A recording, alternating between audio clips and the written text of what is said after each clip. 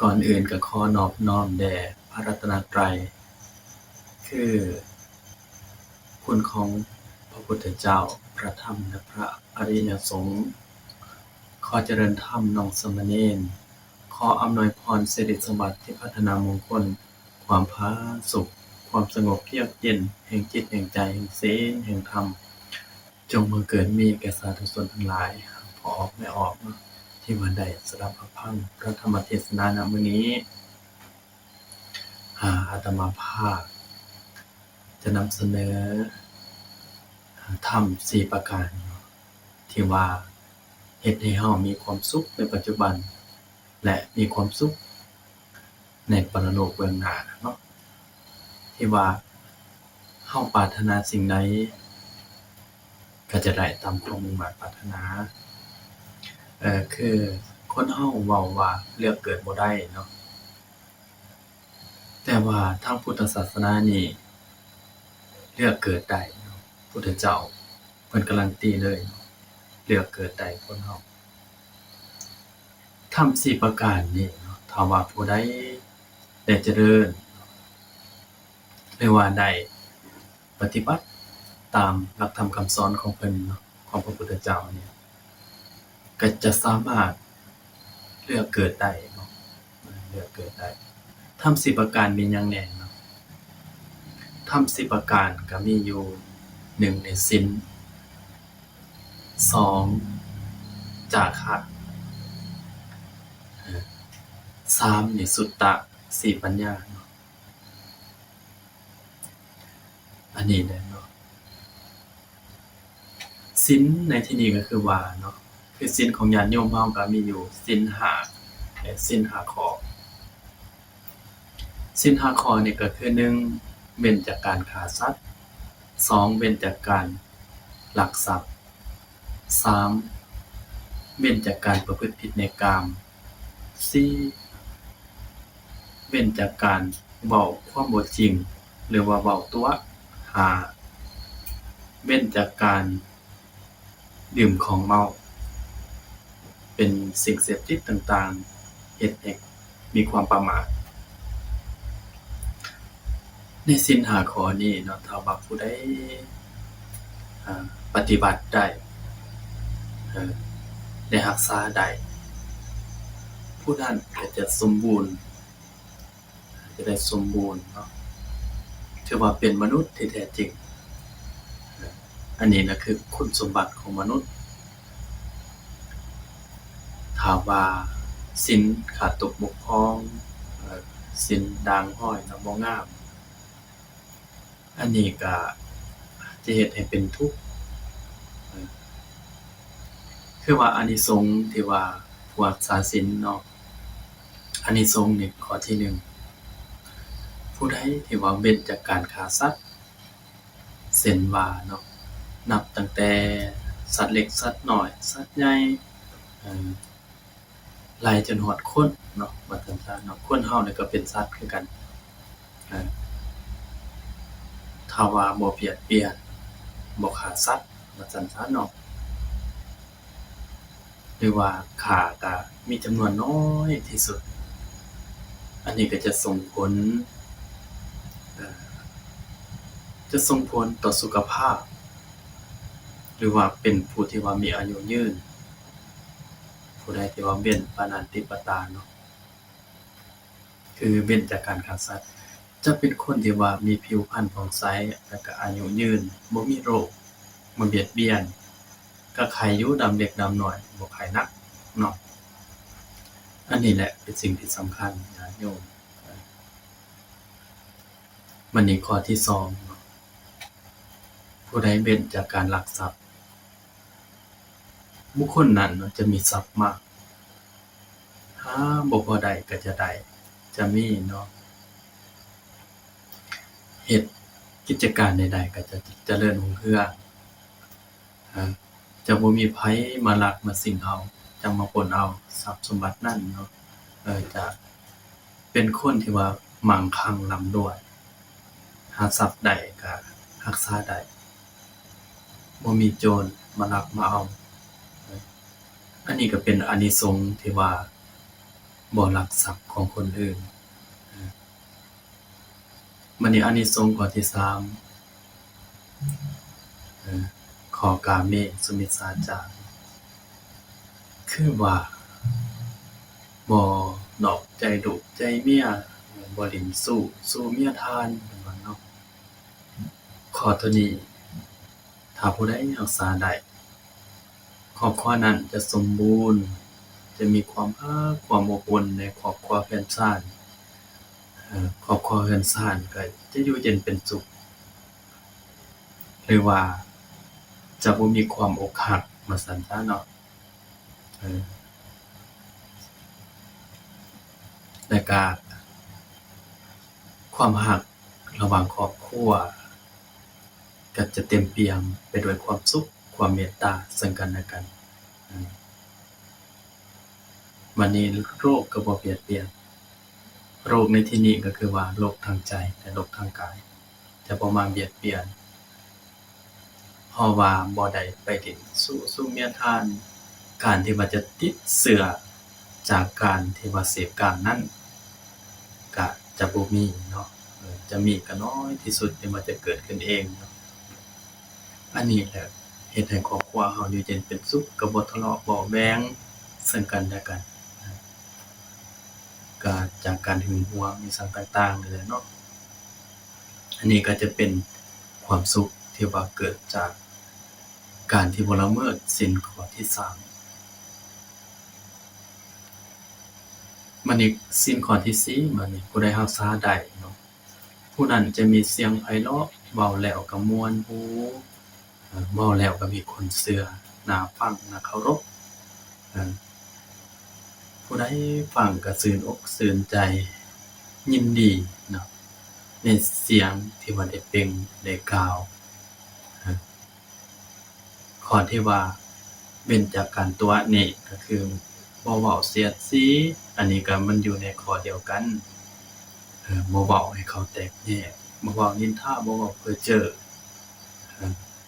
บ่เว้าในลักษณะที่ว่าฟังแล้วบ่ม่วนหูฟังแล้วมันเคืองในจิตในใจเนาะเว้าเสียดสีเว้านินทาอันนี้มันก็ตกอยู่ในข้อมุสาเช่นเดียวกันถ้าว่าผู้ใดรักษาได้ศีลข้อนี้เนาะจะเป็นบุคคลที่ว่าเสียงไพเราะบ่ว่าเราจะเว้าคำใดก็จะมีคนฟังมีคนเคารพนับถืออย่างมากอย่างสูงอันนี้ก็เป็นสิ่งที่ว่าสำคัญบัดนี้ในเมื่อเขาเคารพเขานับถือกันแนวนั้นแล้วเราจะอยู่บ่อนใดจะตกอยู่บ่อนใดก็บ่ลำบากเขาจะอุปถัมภ์ค้ำจุนบ่ว่าจะเป็นเจ้าเป็นนายเขาก็เอ็นดูสงสารเป็นคนซื่อตรงเป็นคนที่ว่ามีศีลธรรมว่าซั่นซะเนาะศีลธรรมประจำใจเป็นคนที่ว่ามีมารยาทดีก็ตกอยู่ในศีลข้อนี้เนาะการประพฤติทางวาจาบ่เว้าเสียดสีคือเว้าบางหนึ่งนี่แหละเนาะเว้าแล้วก็เขาก็น่าฟังน่าเคารพคือว่าเว้าจาสิ่งที่ว่ามันเป็นประโยชน์คำสุภาษิตเว้าถูกกาลเทศะสิ่งใดที่ควรเว้าสิ่งใดที่บ่ควรเว้าสิ่งใดที่ว่าควรเว้ากับบุคคลและก็สถานที่ก็เว้าแต่สิ่งดีๆให้เหมาะสมกับบุคคลและสถานที่สิ่งใดที่ว่าเป็นจริงแต่ว่าบ่ถูกใจผู้ฟังก็บ่เว้าเนาะจะเว้าในที่สมควรสิ่งใดที่เป็นประโยชน์สิ่งที่เป็นจริงและก็ถูกกาลเทศะสิ่งนั้นจงควรเว้าจงควรระบายออกมาเนาะให้คนอื่นฟังอันนี้ถ้าว่าเป็นประโยชน์แก่ตนเองและเป็นประโยชน์แก่ผู้อื่นอันนี้ควรเว้าเนาะอันนี้ก็ถือว่าบุคคลที่ว่ามีกาลเทศะในการปากเว้าก็จะเฮ็ดให้เขาเชื่อถืออันนี้เป็นสิ่งที่สำคัญเนาะเพราะว่าในยุคนี้เป็นยุคที่ว่ามีเทคโนโลยี ทันสมัยนานาประการเนาะจะเสพข่าวหรือว่าจะเฮ็ดสิ่งใดก็แล้วแต่ให้พิจารณาก่อนเด้อญาติโยมเด้อว่าสิ่งนี้เป็นจริงหรือบ่เนาะสิ่งที่ว่าเขาเว้ามานี่เป็นจริงหรือบ่เราจึงควรแบบว่าเว้าเนาะหรือว่าสื่อออนไลน์ต่างๆนะเราจึงควรให้คำคิดคำเห็นไปเนาะแต่อันนี้ก็เป็นข้อระวังในการเสพข่าวเพิ่นว่าเนาะบัดนี้เนาะมาต่อศีลข้อที่5เว้นจากการดื่มของเมาหรือว่าสิ่งเสพติดอันจะให้บุคคลผู้ดื่มมีความประมาทสิ่งที่มาเสพติดนับตั้งแต่เหล้ายาม่ายาอีคอโรเจนเนาะยาฟินเฮโรอีนกาวกัญชาไปจังซั่นเนาะแล้วก็มีหลายที่ว่าดื่มแล้วก็เป็นสิ่งที่ว่ามันเสพติดอันนี้ก็ควรเว้นเนาะถ้าผู้ใดรักษาข้อที่5นี้ได้เนาะบุคคลนั้นจะเป็นบุคคลที่ว่ามีปัญญาเฉลียวฉลาดจะบ่เป็นบ้าเนาะจะเป็นคนที่ว่าเป็นคนดีก็แม่นเนาะเข้าไปในสังคมก็จะบ่เก้อเขิน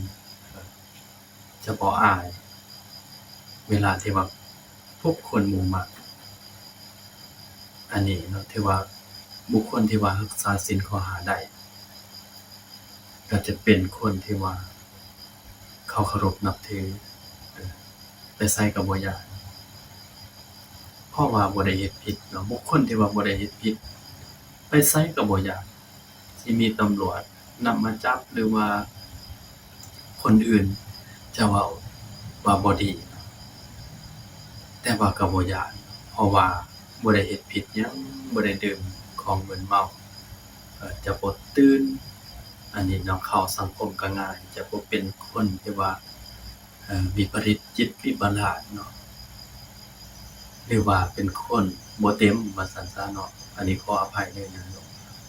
เป็นคนบาปเสียจิตจะบ่เป็นอย่างแน่นอนเนาะถ้าว่าผู้ใดรักษาทั้ง5ข้อนี้ได้เนาะบุคคลนั้นจะเป็นมนุษย์ที่ว่าสมบูรณ์จะเป็นคนที่ว่าน่าเคารพนับถือในศีลข้อ5นี่เนาะมีครูบาอาจารย์ที่ว่าเพิ่นม่วนศีลทั้งท้ายสีเลนะสุขติงยันติสีเลนะโภคสัมปทา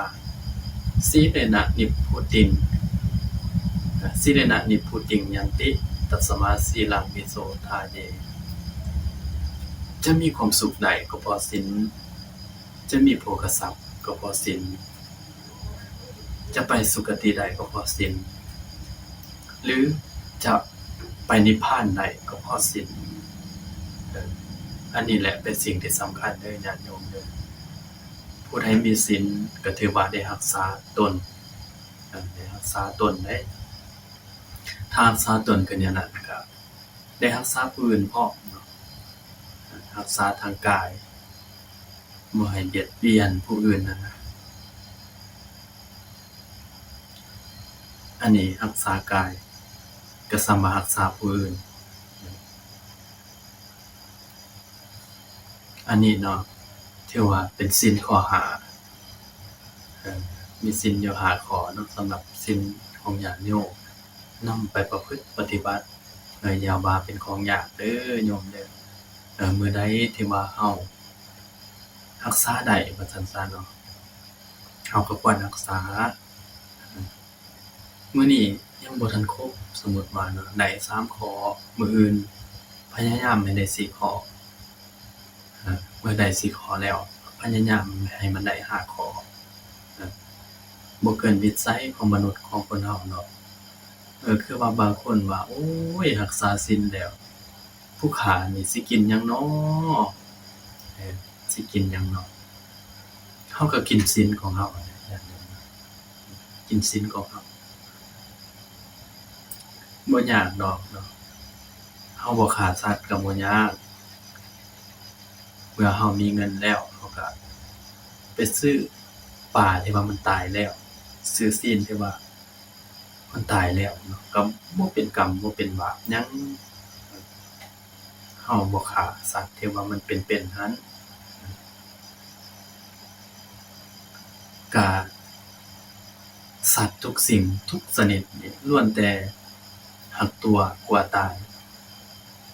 อยากเป็นอยู่บ่อยากตายคือเฮาคือกันนี่แหละเนาะสมมุติว่าเฮาเป็นปลาสมมุติว่าเนาะ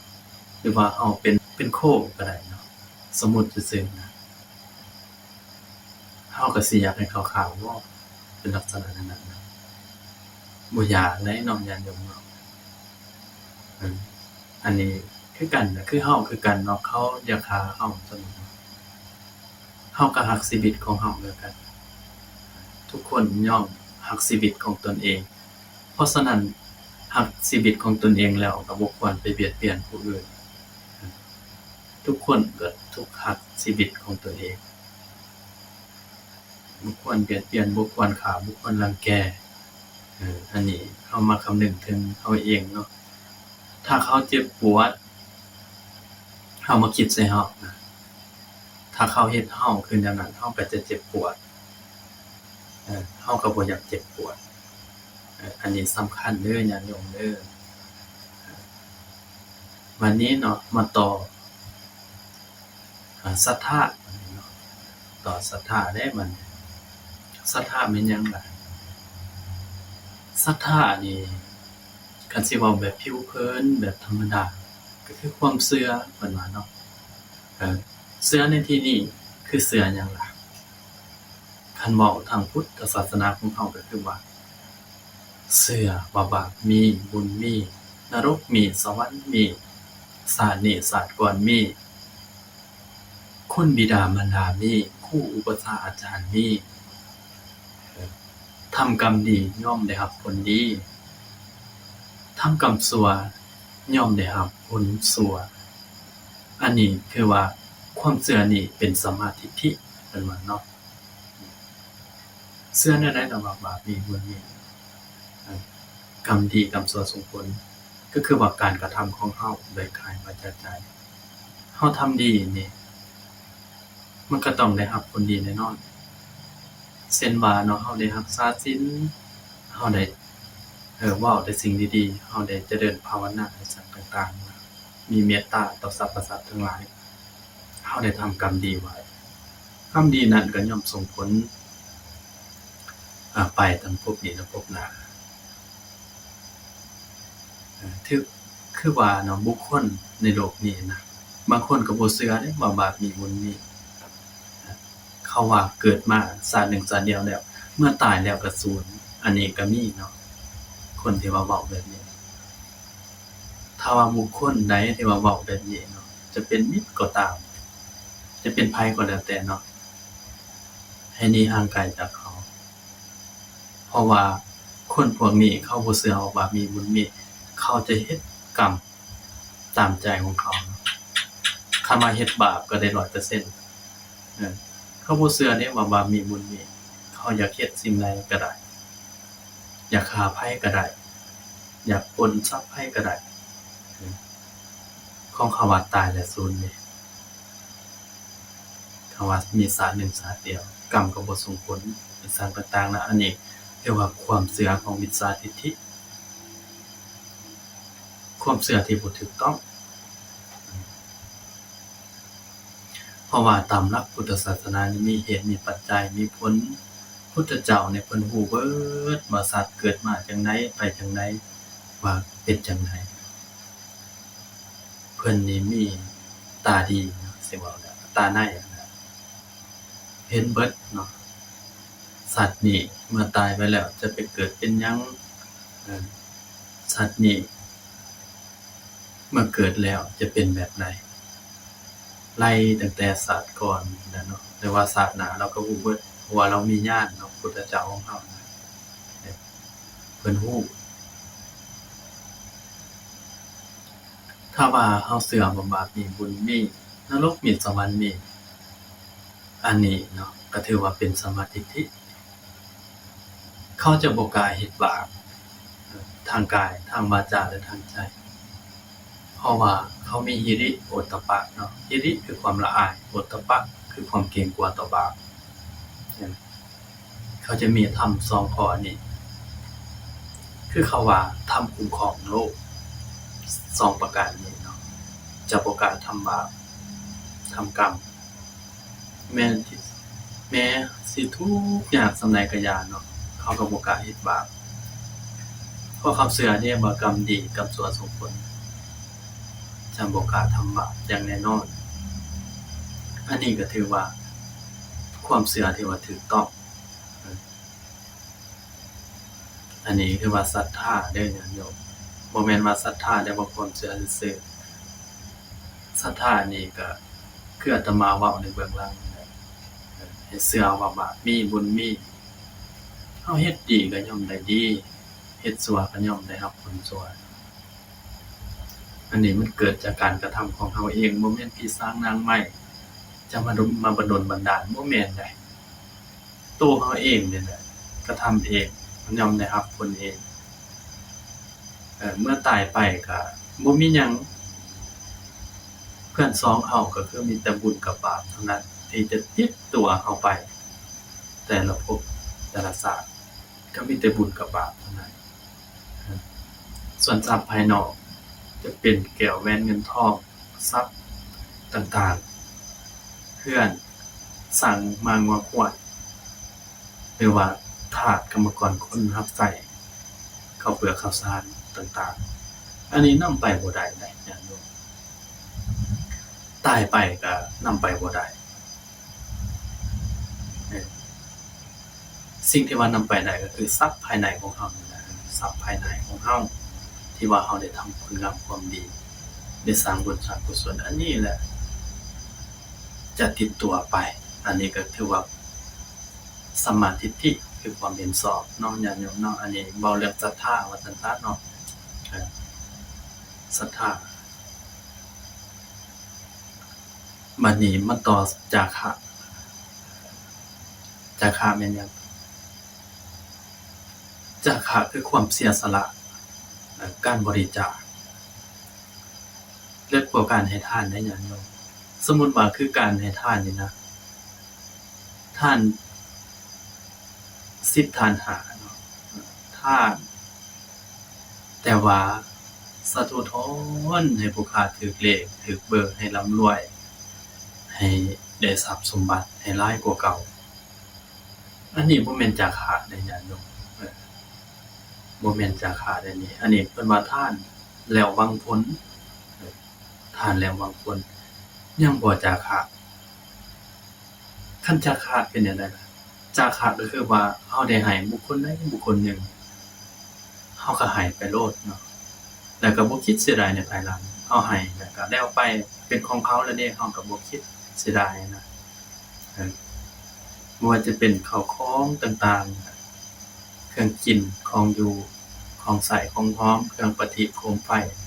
ต่างๆนั่นน่ะให้แก่สมณะหรือพราหมณ์เฮาให้ไปแล้วเฮาก็ให้ไปโลดบ่คิดเสียดายเด้ตัวนี้เนาะถือว่าเป็นจาคะสูงกว่าทานนี่ได้ญาติโยมสูงกว่าทานเด้คำว่าจาคะคันสิเว้าลึกๆก็คือว่า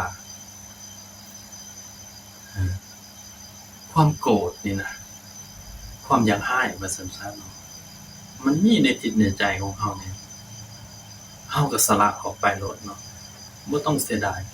ความโกรธมันจะเผาจิตใจของเฮาให้มันอังพรให้บ่สบายกายบ่สบายใจมีความทุกข์ใจโกรธนี่บ่ได้มีความสุขจักดีเลยนี่เช่นว่าเฮาร้ายบุคคลใดบุคคลหนึ่งนี่เครียดแค้นอาฆาตว่าซั่นซะเนาะในเมื่อเขาเว้าสิ่งที่ว่ามันบ่ดีบ่งามมันกระทบกระเทือนถึงจิตใจของเฮานะเฮาจาคะโลดเนาะบ่ต้องเสียดายถิ้มมันไปโลดฝึกใจของเฮานี่แหละเพราะว่ามนุษย์เฮาสามารถฝึกได้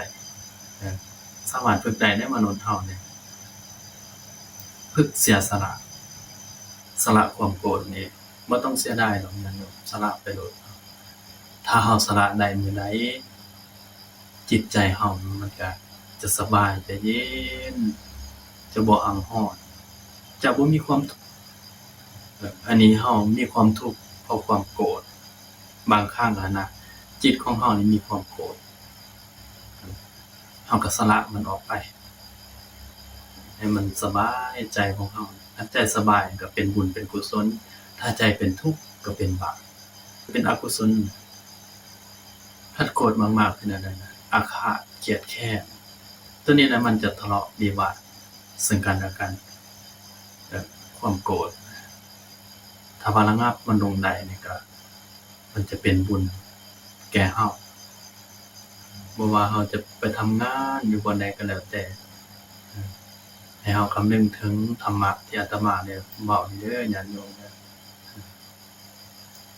เมื่อเฮาอยากหายเฮามีสติให้เฮารู้เมื่อขี้เฮารู้เมื่อจิตเฮา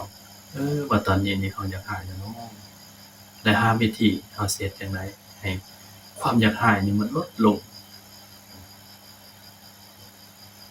มันลดลงจากใจของเรามันก็จาคะไปโลดเนาะบ่เสียดายเรียกว่าแบบวิธีหนึ่งให้ฝึกสูดลมหายใจเข้ายาวๆแล้วก็ออกยาวๆเอาจนมันสุดเนาะเฮ็ดจัก100เทื่อลองเฮ็ดแล้วก็ลมหายใจสั้นนี่ประมาณ500เทื่อหายใจเข้าหายใจออกเอาแบบสั้นๆแล้วก็ปล่อยเป็นธรรมชาติอันนี้มันจะผ่อนคลายความโกรธได้บัดนี้เนาะเมื่อความโลภเข้ามาสู่จิตใจของเฮาก็จาคะในที่นี้ก็คือว่าเฮาแบ่งเอาให้คนอื่นเนาะเมื่อทรัพย์ที่ว่าเฮาหามาได้อะนะสิ่งใดที่ว่าเฮาหวงที่สุดเฮาหวงที่สุดแม่นหยัง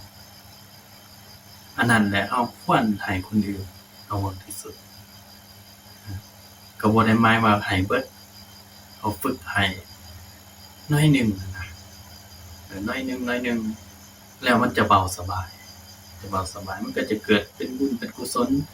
สิ่งที่ว่าเฮาให้นั่นแหละมันจะติดตัวเฮาไปส่วนของที่ว่ายังบ่ทันได้ให้เมื่อตายไปแล้วบ่ได้หยังเอาไปบ่ได้คือว่าอันนี้เฮาฝึก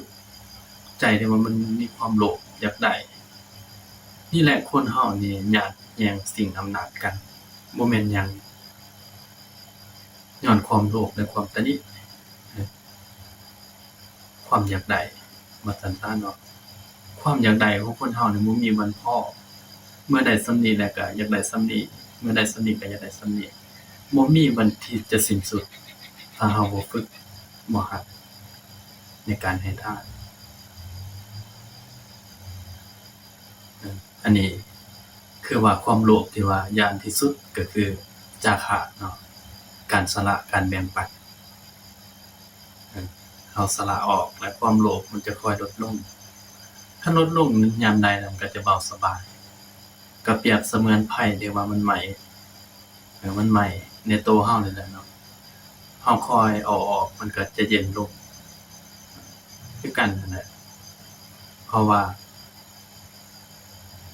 ความโกรธอันนี้ความโกรธความโลภเนี่ยมันเป็นไฟเนาะเป็นไฟได้พระพุทธเจ้าอันนี้เพิ่นเว้าว่าแม่นอาตมาว่าเป็นไฟถ้าว่าเฮาสละทุก2อย่างนี้ได้ก็จะเบาสบายบัดนี้เนาะความหลงบัดนี้อันนี้ก็ค่อยสละออกคือกันหลงในที่นี้ก็คือหลงในรูปในเสียงในกลิ่นในรสหลงในทรัพย์สมบัติ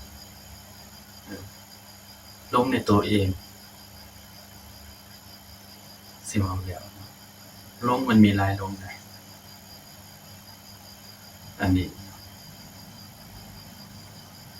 ความหลงนี่มันจะเป็นกิเลสที่ว่าละเอียดกว่าพวก2อย่างนั่นเนาะจะละเอียดกว่าความโกรธ ความโลภความหลงความโกรธนี่เฮาเห็นได้ง่ายได้เห็นได้ง่ายแล้วก็ระงับได้ง่ายความโลภก็อันนี้ก็จะละเอียดอยู่หน่อยหนึงเนาะอยากละเอียดกว่าความโกรธหน่อยหนึงก็ละค่อนข้างยากๆเลยหน่อยหนึงความหลงนี่ตัวนี้น่ะยากที่สุดเลยเนาะยากที่สุดนะยากสิเห็นเนาะถ้าเฮาบ่ฝึกจิตบ่นั่งสมาธินี่บ่เห็นหยังแน่นอนเนาะเออบางเทื่อเฮาเฮ็ดผิดมานี่ก็ว่าตัวเองเฮ็ดถูกไปจังซั่นนะลงในตัวเองเข้าข้างตัวเองว่าซั่นซะเนาะมีได้ญาติโยมมีได้บางครั้งหั่นนะลงในทรัพย์สมบัติว่าโอ้มีรถมีเรือนมีบ้านมีทรัพย์สมบัตินั่นน่ะแนวนี้ก็บ่ทำบุญทำกุศลนั้นลงในทรัพย์สมบัติว่าตัวเองมีว่าซั่นซะหั่นนะอันนี้ความหลงเนาะเพิ่นว่าเนาะความหลงก็มาฝึกสติเนาะมาเจริญสมาธิเพราะว่ากิเลสทั้ง3อย่างนี้เนาะทั้ง3อย่างนี้มันเป็นมูลเหตุอกุศลอกุศลนะอกุศลจะนำไปสู่อบายถ้าว่ามีมากๆแล้วบ่ค่อยละนี่แหละตัวแม่ที่ว่าเป็นมูลเหตุอกุศลเพิ่นเนาะญาติโยมค่อยละไปเนาะแล้วก็จะเบาสบายบัดนี้เนาะมาต่อสุตตะสุตตะคือหยังล่ะคือการเรียนรู้การพัฒนาตนเองการฟังธรรมการเรียนรู้การพัฒนาตนเองเรียนรู้ได้ล่ะคือเรียนรู้ในกระบวนการที่ว่าการศึกษาบ่ว่าจะเป็นธรรมะหรือว่าทางโลกทางธรรมเนาะเฮาก็เรียนรู้ให้ฝึกอ่านฝึกเขียนฝึกฟังสิ่งใดที่ว่าเฮาต้องการอยากฟังเฮาก็ค้นหาเนาะเช่นว่าคือเดี๋ยวนี้ก็มันจะมีสื่อออนไลน์ต่างๆในยูทูบในเฟซบุ๊กอีซั่นต่างๆเนาะให้เสพแบบสิเว้าแล้วยังมีสติเนาะให้เฮาค้นหาเอาหรือว่าทาง AI ต่างๆเนาะเฮาก็สามารถถาม AI ได้ในปัจจุบันนี้เนาะเฮาอยากรู้เรื่องใดเกี่ยวกับพุทธศาสนาบ่พระพุทธเจ้าเพิ่นสอนหยังแหน่อีซั่นต่างๆนะสิ่งใดที่ว่าเป็นบาปสิ่งใดที่ว่าเป็นกุศลสิ่งใดเฮ็ดแล้วน่ะมีความทุกข์สิ่งใดที่ว่าเฮ็ดแล้วน่ะมีความสุขตลอดกาลนานเฮาก็ถามได้เนาะอันนี้แหละจะเป็นแบบสุตตะในการเรียนรู้เพราะว่าสมัยคุมื้อนี้มันกว้างขวางเนาะเพราะว่าเทคโนโลยีมันทันสมัยแล้วเนาะก็สามารถศึกษาได้หรือว่าฟังธรรมจากพ่อแม่ครูบาอาจารย์ต่างๆเรียนการเรียนนี่เรียนหลายปานใดก็ดีเนาะดีได้เมื่อเรียนแล้วก็นำสิ่งที่ว่าเรียนนั้นไปปฏิบัติเพื่อให้มันเกิดดอกออกผลเพื่อให้มันถึงเป้าหมายสิ่งที่ว่าเราต้องการนะก็เกิดจากการเรียนรู้นี่แหละเนาะถ้าว่าเราบ่ได้เรียนรู้เราบ่ได้เข้าใจและเราจะปฏิบัติได้ยากบ่ว่าจะเป็นทางโลกทางธรรมก็แล้วแต่ถ้าว่าเราบ่เรียนรู้บ่เข้าใจให้ลึกซึ้งเนาะให้แจ่มแจ้งก็บ่สามารถที่จะพัฒนาตนเองได้และก็จะบ่สามารถไปถึงเป้าหมายได้อันนี้มันเป็นแผนที่ก็สิเว้าแล้วเนาะเป็นแผนที่ได้ในการทำเรียนนี่เพราะฉะนั้นเนาะญาติโยมศึกษาไปโลดเนาะศึกษาไปโลดเป็นสิ่งที่ว่าสำคัญอันนี้เนาะอันนี้เป็นทรัพย์ภายในเด้อญาติโยมเด้อมาต่อบัดนี้มาต่อด้วยปัญญาปัญญาในที่นี้ก็คือว่าถ้าสิเว้าทางพุทธเฮาเนาะก็คือว่าให้รู้ว่าบาปบุญคุณโทษให้รอบรู้มันว่าเนาะรอบรู้ในบาปในบุญในคุณในโทษ หรือว่าคันผู้มีปัญญานี่จะสามารถแก้ไขปัญหาได้และก็จะสามารถเฮ็ดให้ตนเองออกจากทุกข์นี้ได้ผู้ใดมีศีลเนาะผู้นั้นถือว่ามีปัญญาผู้ใดให้ทานผู้นั้นถือว่ามีปัญญาผู้ใดเรียนรู้หัดอ่านหัดเขียนในธรรมะผู้นั้นถือว่ามีปัญญาเอออันนี้แหละปัญญานี่มันเกิดจากการอ่านการเขียนการคิดการนึกและก็มันจะประสบผลสำเร็จได้ก็เพราะปัญญาปัญญานี่มันครอบคลุมเบิดนับแต่ศีลแต่สมาธิปัญญาครอบคลุมได้หมดการให้ทานบัดนี้สิเว้าทวนคืนเนาะการให้ทานนี่ถ้าว่าขาดปัญญาก็จะมีผลบ่หลายมันต้องประกอบด้วยปัญญาเบิดองค์ประกอบของมันและมันจะมีผลมากมีอานิสงส์มากเนาะท้ายสุดนี้อาตมาก็บ่มีหยังที่ว่าจะมาฝากมาต้อนพอออกไม่ออกญาติโยมที่ว่าได้มาฟังธรรมะในมื้อนี้เนาะก็มีแต่จะขออวยใส่พรให้แก่พุทธบริษัททั้งหลายจงมีแต่ความสุขทางกายและทางใจเจริญด้วยศีลเจริญด้วยสุตตะเจริญด้วยจาคะเจริญด้วยปัญญาอริยะยะจะทำอันจะนำตนให้พ้นออกจากทุกข์ในวัฏสงสารคือสิ่งที่ไพบูลย์สิ่งใดที่ว่าเป็นไปด้วยชอบประกอบไปด้วยธรรมก็ขอให้สิ่งนั้นจงสำเร็จและกันในที่สุดก็ขอให้ทุกคนถึงพระนิพพานโดยทั่วกันทุกคนด้วยเถิด